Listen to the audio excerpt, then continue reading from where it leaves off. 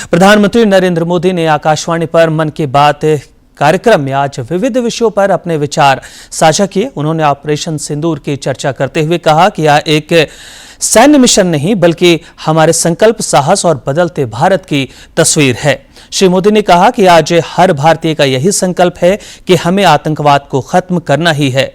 प्रधानमंत्री ने paper waste और रिसाइकलिंग के बारे में भी देशवासियों को जागरूक किया।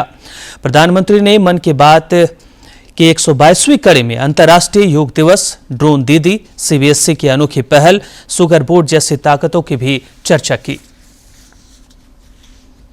टेक्नोलॉजी की ताकत, उसमें आत्मनिर्भर भारत का संकल्प भी था। हमारे इंजीनियर्स, हमारे तकनीशियन, हर किसी का पसीना इस विजय में शामिल है। इस अभियान के बाद पूरे देश में वोकल फॉर लोकल को लेकर एक नई ऊर्जा दिख रही है। कई बातें मन को छू जाती है। एक माँ बाप ने कहा, अब हम अपने बच्चों के लिए सिर्फ भारत में बने खिलौने ही लेंगे। देशभक्ति की शुरुआत बचपन से होगी। कुछ परिवारों ने शपथ ली है, हम अपनी अगली छुट्टियां देश के किसी खूबसूरत जगह में ही बिताएंगे।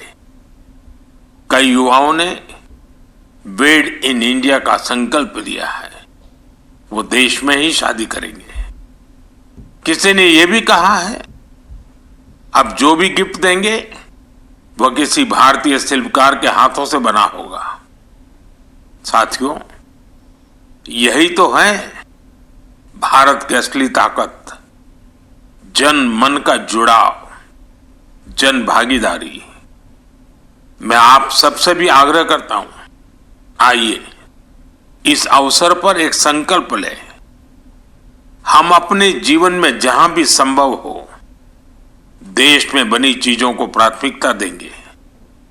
यह सिर्फ आर्थिक आत्मनिर्भरता की बात नहीं है, यह राष्ट्र के निर्माण में भागीदारी का भाव है। हमारा एक कदम भारत की प्रगति में बहुत बड़ा योगदान बन सकता है।